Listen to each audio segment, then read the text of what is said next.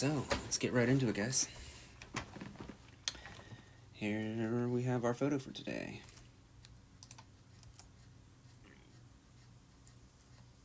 Captured out in front of my house right here in town just a few days ago. It's a red-shouldered hawk. Came to visit. Was being very vocal out in front of my house on the power line here, and I decided I would run out there with the camera and see if I could grab some shots of them. Alright, so this is shot in RAW, as usual. I have a crop sensor camera. It's not a full sensor camera, but I do shoot in RAW, DSLR, Canon DSLR, and I do shoot in RAW. And I like to shoot in RAW because there's a couple of reasons. Mostly is because I like to edit in Lightroom, and Lightroom works so well with RAW files. Gives you a lot of control over everything. So this is shot in RAW, like I said, from my camera, and I will typically start right here with these color profiles on all of my edits, and these mostly only work with RAW as far as I know. So this is one of the reasons shooting in RAW has one of the other benefits it has. And I'll usually just kind of browse through these, see if one catches my eye in particular.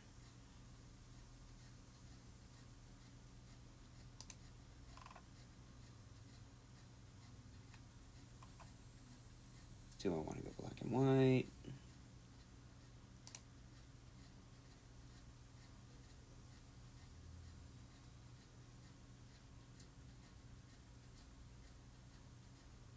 Yeah, some of these are pretty nice. I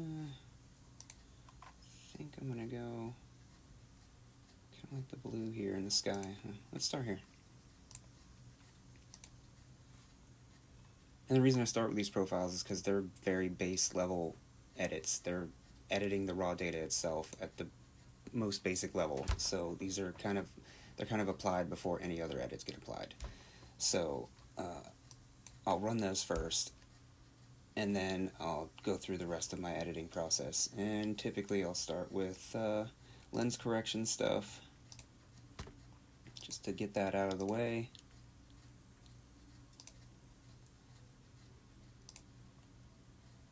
Alright.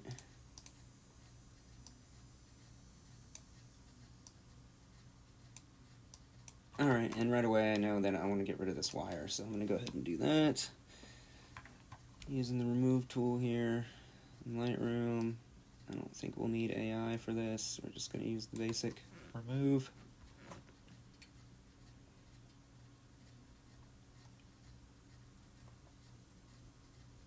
And did a pretty good job. I still see some of it. Oh. Pump that up to 100, and there we go. Perfect. Alright, wire removed just like that. Easy peasy. Alright, next I'm going to start messing with exposure and lighting, mostly here. Contrast. And I like to utilize the histogram for this because it's really the only way you can, it gives you a visual representation of where your highlights and where your darkest blacks and shadows are. So that's beneficial.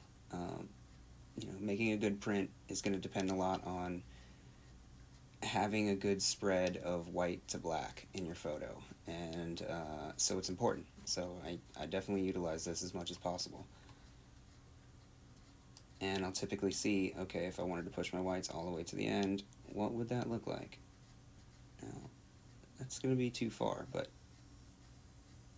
I can definitely push them quite a bit, and then I can boost the highlights even more, and we start to get closer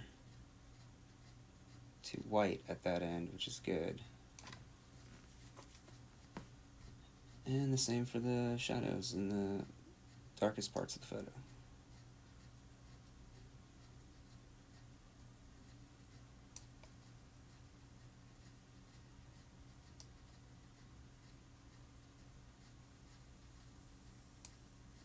And what I'm looking at is the very ends here.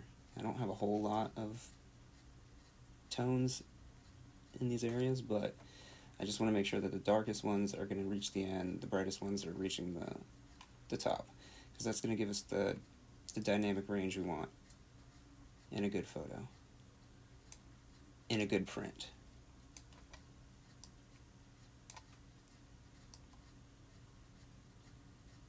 Alright, and then texture, clarity, typically an adjustment, dehaze I like to use a little bit, very sparingly.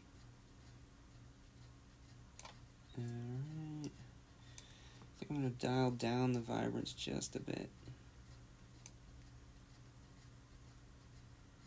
Keep it from getting too,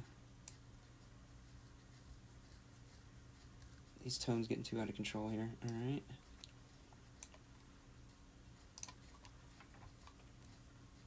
Good, so far I'm liking this. I think I would add probably vignette, slight, and definitely grain. I almost always add grain. I just really like the way grain looks. It's something, gives it that old photograph quality that it's just nice. Alright, now as you can see, like I said, I don't have the best equipment here. I didn't really nail focus on this, but you know, it's close. I'm gonna sharpen this up as best I can, and I think I can still get a pretty good looking print out of this. So even though it's not tacked sharp, we'll see what happens here, huh?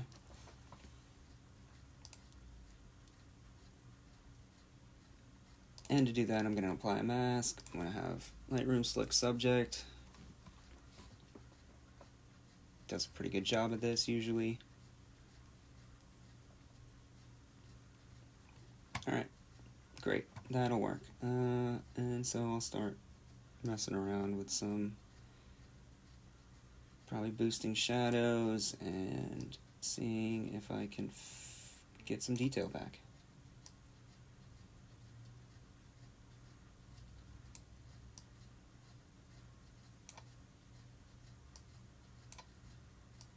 And already you can see these are pretty slight adjustments, but this is making a huge difference.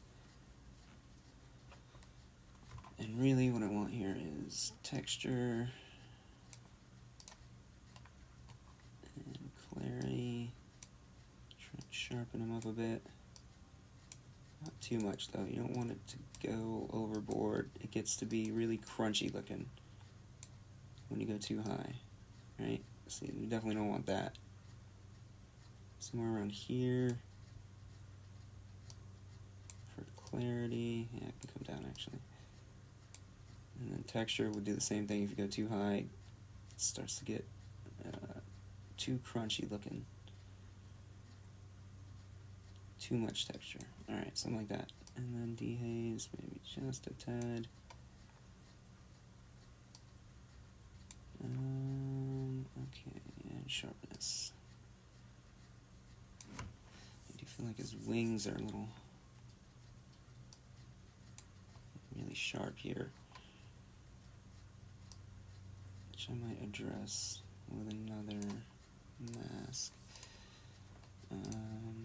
Let's go in here and just brush one in. I'm going to come in here and try and soften the wing up a little bit here.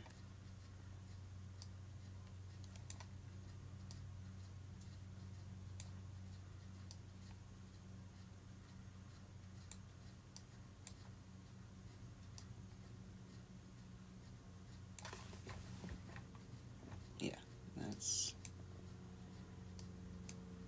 looking a bit better. Okay, so let's go back, see. Alright, so we sharpened them up pretty good. Like I said, still not tack sharp, but in the overall photo from this distance, the print will look just fine.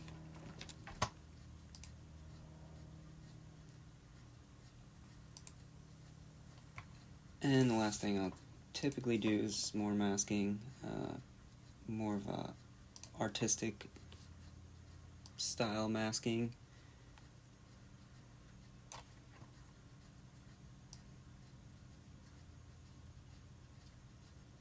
Where I just kind of like to boost contrast and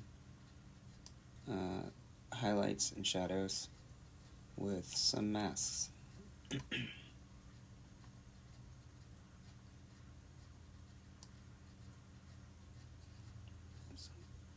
Warm temperature to it.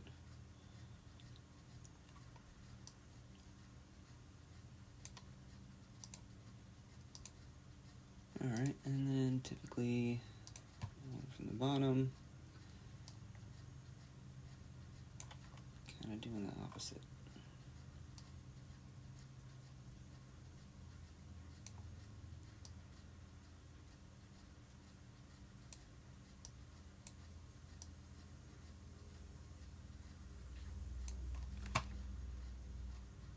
I like that.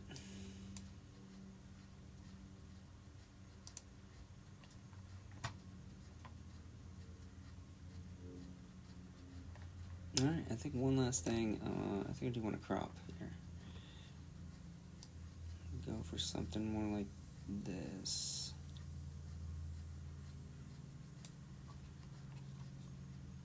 I like that a little better.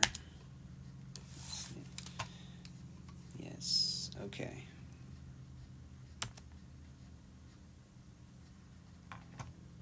Alright.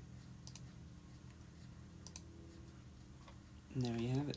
So, that's a typical run through of how I would edit probably 90% of the photos I work on. Alright, thanks for following along, guys.